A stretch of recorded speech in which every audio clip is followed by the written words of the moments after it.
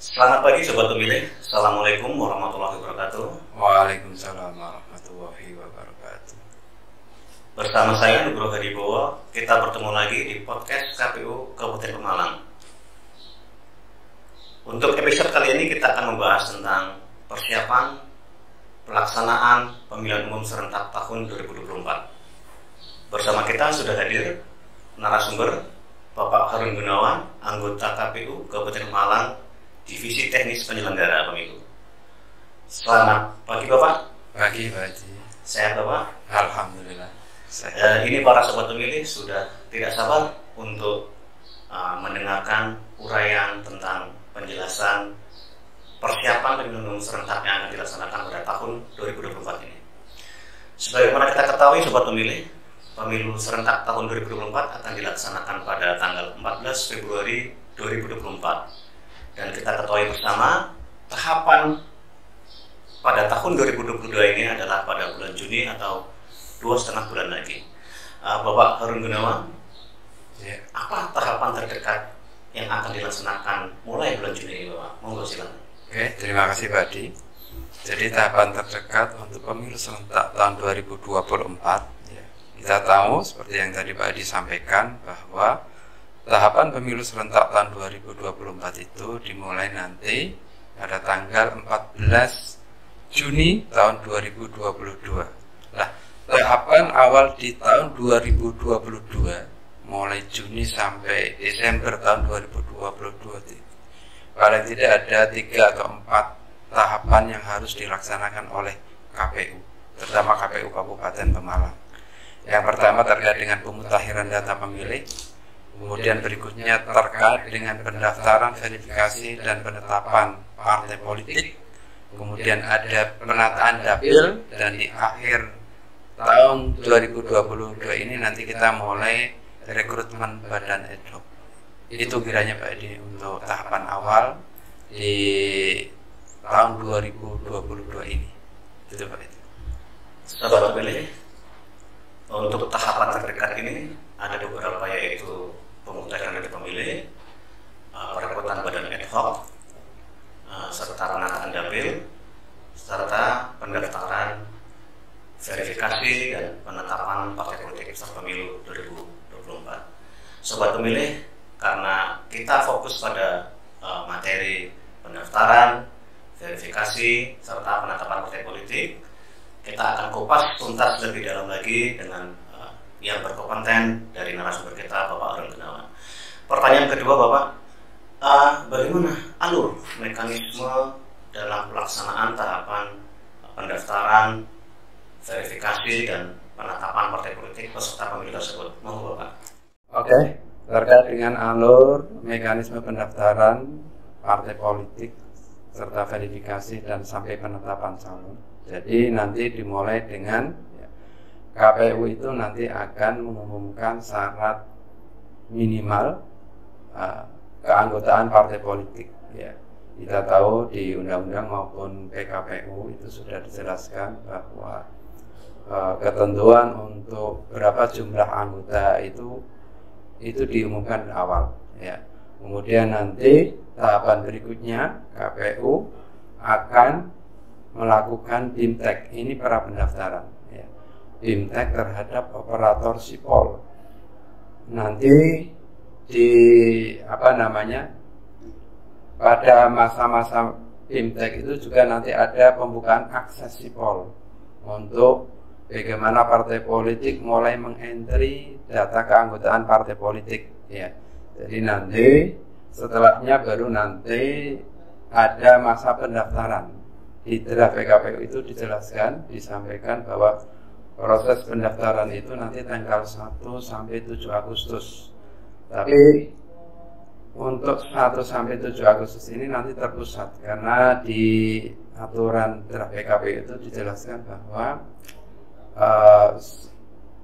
proses pendaftaran itu nanti semuanya terpusat di KPU RI. Jadi nanti di kabupaten, kota maupun provinsi tidak ada kemudian pengurus partai politik tingkatan tersebut itu membawa berkas ataupun menyampaikan berkas pendaftaran. Jadi terpusat. Nah, kemudian setelahnya nanti Di KPU provinsi maupun kabupaten untuk proses berikutnya nanti akan diberikan akses dari Sipol terkait dengan hasil olah Sipol ya, nanti terkait dengan kegandaan dan TMS ya. Nah, setelah proses pendaftaran nanti kemudian dilanjutkan dengan proses penelitian ataupun verifikasi administrasi ya. Pada proses ini nanti yang melaksanakan KPU kabupaten ya. Jadi nanti KPU kabupaten itu akan meneliti bagaimana apakah ada kegandaan identik, ada kegandaan antar partai politik, ada kegandaan dalam satu partai politik. Juga TMS, manakala kemudian umurnya kurang mungkin ataupun terkait dengan status pekerjaan. Nah, proses ini adalah bagian dari kegiatan verifikasi administrasi. Nah, nanti setelah selesai nanti dibuatkan berita acara apakah dari proses penelitian administrasi atau verifikasi administrasi ini itu jumlah dukungan itu berkurang atau masih utuh ya. Kalau kemudian berkurang, kemudian tidak memenuhi syarat minimal 1000 dukungan anggota, maka kemudian berita acara hasil verifikasi administrasi itu nanti akan dikembalikan ke partai politik. Kemudian selanjutnya akan ada perbaikan dari partai politik, otomatis menambahkan nanti ataupun memperbaiki. Nah, setelah itu nanti setelah lolos ataupun memenuhi syarat penelitian administrasi, nanti dilanjutkan dengan proses verifikasi faktual. Nah, verifikasi faktual ini nanti ada petugas verifikator dari KPU yang akan door to door mendatangi semua, ya tidak semua ya, nanti kan sampling, metodenya sampling ya. Jadi nanti kita 1/10 dari seluruh jumlah keanggotaan partai politik. Nah, kegiatan verifak ini nanti dilakukan oleh tim verifikator yang dibentuk oleh KPU kabupaten. Nah, setelah ini secara singkat saja kami sampaikan, baru nanti ada proses berita acara. Apakah setelah di verifak itu dukungan berkurang atau masih utuh ya? Kalau bertambah kan tidak mungkin ya. Berkurang, kalaupun berkurang maka nanti ada berita acara yang disampaikan, kemudian disampaikan ke partai politik untuk memperbaiki. Kalaupun berkurang tapi masih memenuhi syarat minimal ya, berarti secara langsung partai yang bersangkutan itu memenuhi syarat terkait dengan verifikasi faktualnya. Baru setelah ini kita sampaikan ke KPU provinsi untuk selanjutnya direkap kaitannya dengan dukungan dan sebaran anggota partai politik. Ya, baru setelahnya nanti penetapannya di KPU RI. Sebelum dilanjutkan Bapak, mungkin sobat pemilih ada yang belum familiar tentang alat bantu tadi Pak ya, namanya apa, Sipol tadi Pak ya. Iya. Nah, mungkin bisa dijelaskan secara singkat Pak, Sipol itu fungsinya bagaimana? Terima kasih Pak Di. Jadi Sipol itu adalah aplikasi yang disediakan oleh KPU RI. Ya, nanti di KPU RI juga ada sesuai dengan tingkatannya, provinsi, kabupaten, yang itu memberi akses kepada partai politik untuk menginput ya. Nanti ada data kepengurusan, data keanggotaan, kemudian nanti lewat Sipol nanti akan diketahui apakah partai politik itu memenuhi syarat atau tidak memenuhi syarat ya, baik proses verifikasi administrasinya maupun proses verifikasi faktualnya. Jadi nanti setiap partai politik diberi akses, Bawaslu juga diberi akses untuk memantau ataupun mengawasi.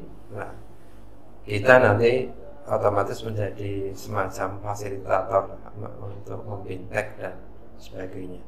Sipol itu kepanjangannya apa? Sistem informasi politik.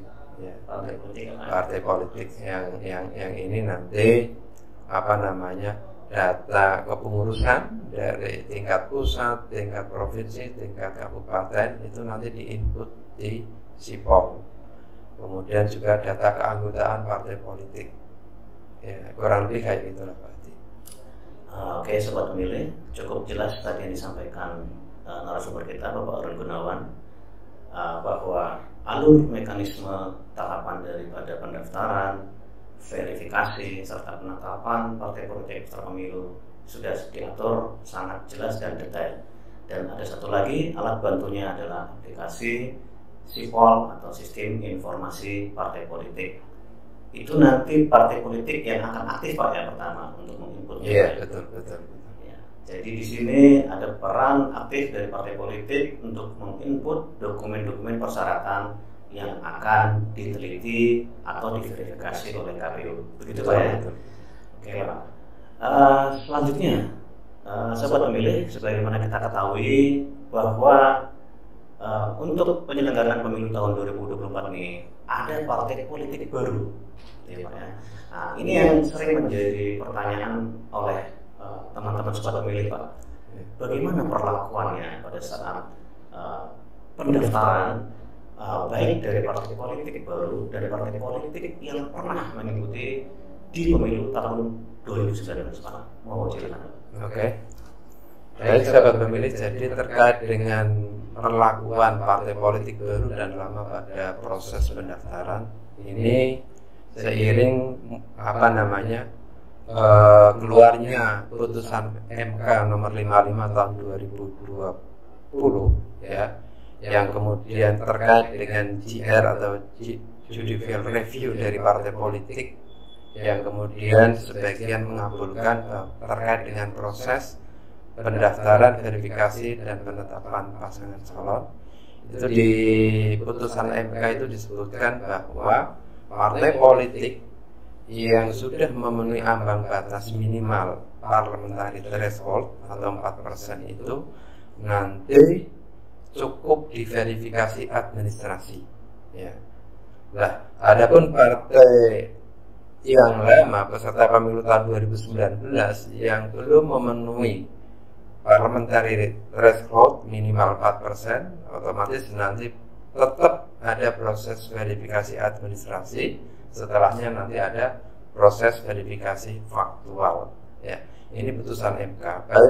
Baik itu di provinsi mungkin tidak memenuhi PT tapi punya DPRD, di kabupaten punya DPRD, walaupun punya dewan atau tidak punya dewan, tapi di pusatnya itu tidak memenuhi parliamentary threshold, maka partai politik yang bersangkutan tetap akan dilaksanakan verifikasi administrasi, kemudian dilanjutkan dengan verifikasi faktual. Itu kira-kira itu. Untuk tambahannya Pak, mungkin sobat pemilih ingin mengetahui partai politik baru yang sudah lolos mendapatkan SK Kumham itu ada berapa Pak? Baik.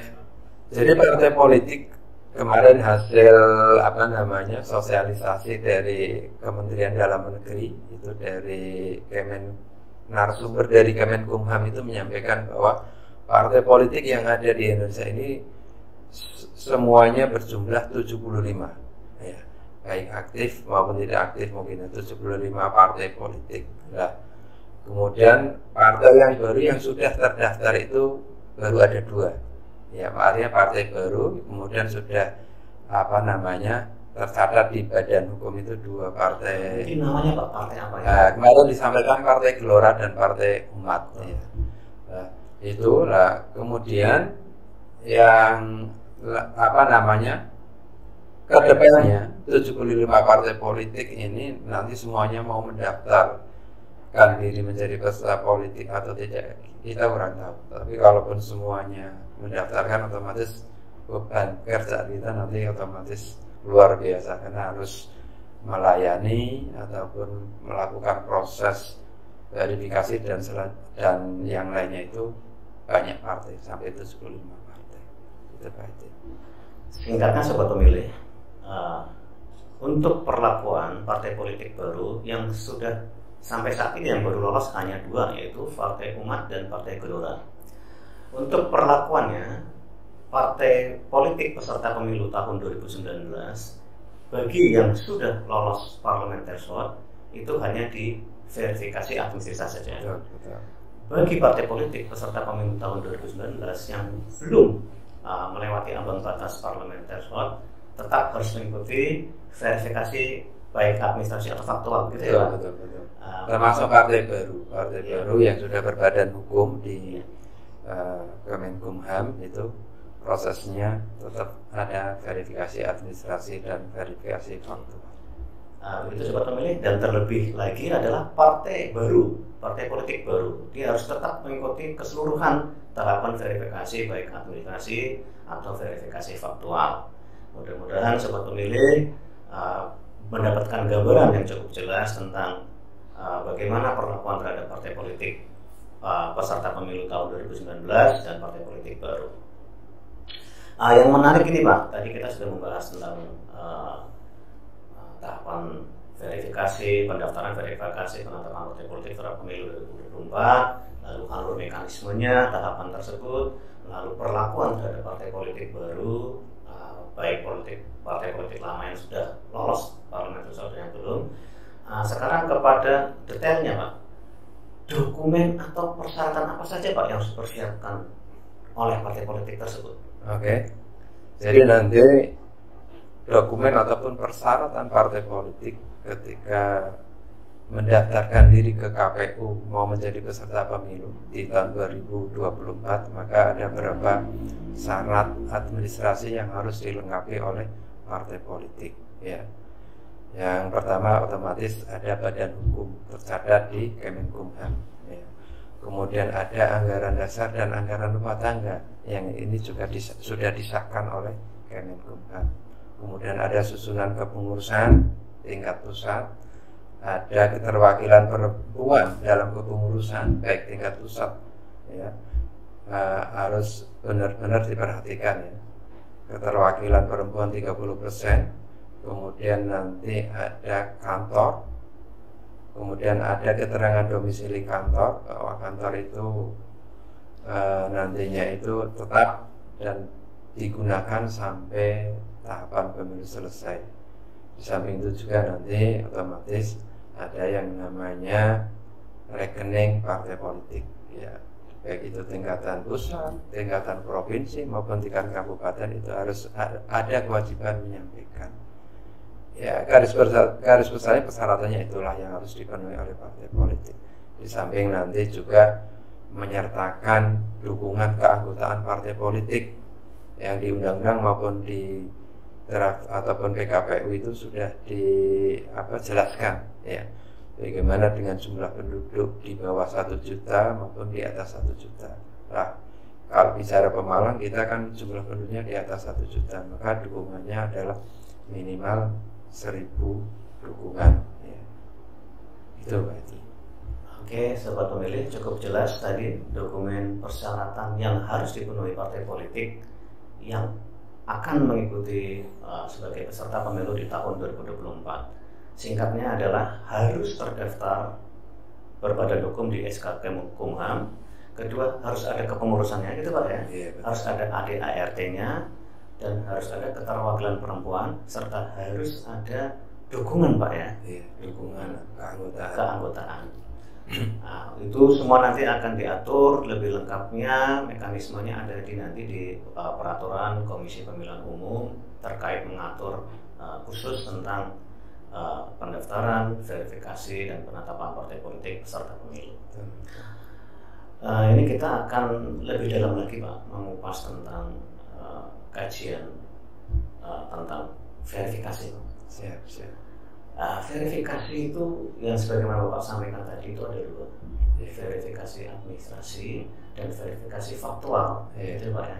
Nah, ini mungkin sobat pemilih masih bingung nih Pak, verifikasi administrasi itu apa, verifikasi faktual itu apa? Mohon penjelasannya secara singkat Pak. Oh iya, jadi nanti ketika proses pendaftaran ya, nanti KPU kabupaten itu akan menerima berkas ya terkait dengan data keanggotaan partai politik ya melalui akses Sipol ya. Jadi nanti di situ sudah ada formulir-formulir yang disediakan untuk kepentingan penelitian ataupun verifikasi administrasi ya. Semuanya nanti diakses dari Sipol karena seperti diketahui di proses pendaftaran itu tidak ada penyerahan berkas dari partai politik tingkat kabupaten, maka semuanya nanti akan diakses melalui Sipol. Nah, verifikasi administrasi itu sendiri ya nanti kita akan meneliti terkait dengan kegandaan anggota, baik ganda identik, ganda antar partai politik maupun ganda di dalam satu partai politik itu. Ya. Jadi nanti setelah proses ini selesai, ya, ini pekerjaan ini kan nanti dilaksanakan di kantor, karena kita nanti akan meneliti satu-satu, ya, terkait dengan nama, nik, kemudian tanggal lahir, alamat, ini sesuai atau tidak. Kalau tidak sesuai kan otomatis TMS. Kemudian kalau sesuai kan MS. Nah, semuanya itu nanti ya setelah selesai itu akan terekam apakah yang MS itu masih memenuhi syarat minimal. Nah, kalau memenuhi syarat minimal, maka kemudian akan dibuatkan berita acara bahwa partai yang bersangkutan sudah memenuhi syarat untuk verifikasi administrasi. Kalaupun belum, nanti dikembalikan ke partai politik untuk perbaikan. Jadi nanti ada masa perbaikan verifikasi administrasi. Misalnya dukungannya berkurang, misalnya tadi yang ganda antara partai politik itu nanti dikembalikan ke partai politik. Saya kira itulah. Setelah ini selesai, ada masa perbaikan verifikasi administrasi. Setelah dinyatakan memenuhi syarat verifikasi administrasi, maka ini nanti yang partai politik ini akan berhak diverifikasi faktual. Nah, kalau yang tidak bagaimana, otomatis gagal di verifikasi administrasi yang kemudian tidak bisa dilanjutkan lagi di proses verifikasi faktual. Karena kita sudah memberi ruang untuk masa perbaikan, tapi ternyata kemudian tidak bisa digunakan maksimal oleh partai politik. Nah, setelah lulus verifikasi administrasi, nanti proses berikutnya verifikasi faktual. Verifikasi faktual otomatis nanti kita akan mengandalkan tim verifikator dari KPU yang dibentuk ataupun dibuat oleh KPU. Tim ini nanti akan memverifikasi yang di juknis aturan itu, nanti kita sampling.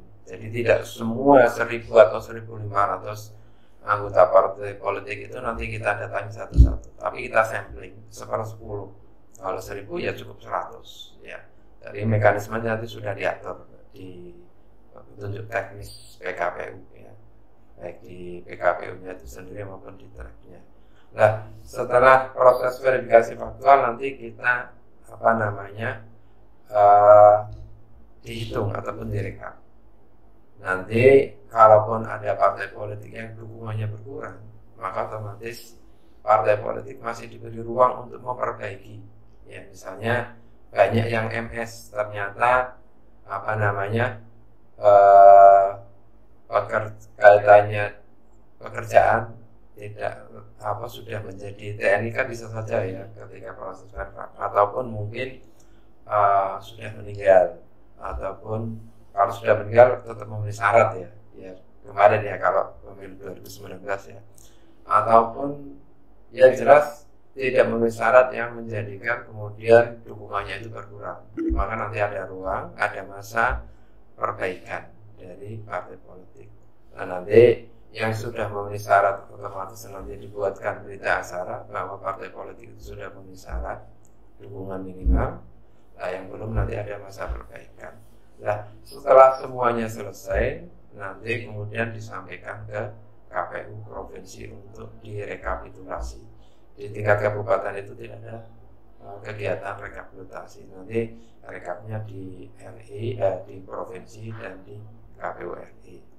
Jadi gambaran umum untuk sobat pemilih, hard copy dokumen persyaratan yang akan sebagai pemenuhan syarat menjadi partai politik peserta pemilu akan diverifikasi sedikit ya Pak. Yeah. Setelah itu nanti akan difaktual, verifikasi faktual. Betul. Apakah benar dukungan keanggotaan ini, nama ini benar-benar sebagai pengurus dari partai politik. Gitu ya Pak ya.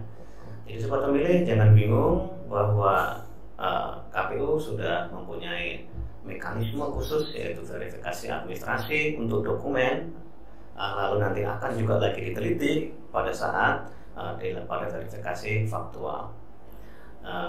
Untuk mereview Bapak tadi bahwa partai politik nanti akan menginput Pak ya di SIPOL ya, di SIPOL dokumen persyaratan tersebut. Lalu nanti itu operator dari partai politik ya Pak ya, operator SIPOL dari partai politik, lalu akan hasil daripada unggahan operator SIPOL partai politik akan diteliti Pak ya oleh operator SIPOL KPU Pak ya, begitu ya Pak ya. Setelah itu maka akan dilakukan filter apakah dokumen tersebut memenuhi syarat atau tidak memenuhi syarat itu Pak ya. Setelah itu dilakukan print out Pak ya, untuk langkah selanjutnya verifikasi faktual Pak ya. Ada petugas verifikatornya Pak ya. Print out, proses akses print out juga nanti sebagai bahan verifikasi administrasi juga. Jadi sebelum memilih nanti ada tim verifikasi khusus untuk verifikasi faktual.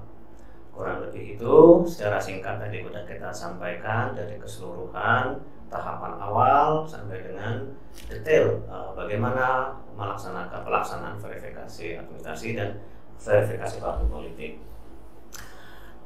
Selanjutnya Pak, tadi kita kan sudah kupas tuntas Pak ya, detail. Misalkan ini Pak, ada pertanyaan dari partai politik, apa yang harus kami persiapkan dalam mendekati tahapan pendaftaran tersebut? Monggo Pak, apa yang harus persiapkan partai politik mendekati tahapan pendaftaran tersebut? Jadi kita ini tahun 2022 ini kita sudah masuk bulan April ya, kita tahu tahapan itu nanti mulai Juni. Memang di draft PKPU itu proses persiapan ataupun input atau entry keanggotaan partai politik itu masanya 120 hari. Kalau dihitung itu per 1 April kemarin, tapi sampai sekarang kan belum ada apa-apa dari KPU RI. Nah, terkait dengan ini nanti partai politik di tingkat kabupaten yang harus ditetapkan adalah yang pertama terkait dengan kepengurusan ya. Apakah kepengurusan itu kepengurusan yang terbaru? Kalau di tingkat kabupaten kan biasanya SK-nya ada yang dari pusat langsung, ada yang dari wilayah atau tingkat provinsi. Ini SK terbaru. Nah, ini SK ini nanti dilegalisir dan substempel basah ya, yang kemudian di-scan kemudian di-input di SIPOL.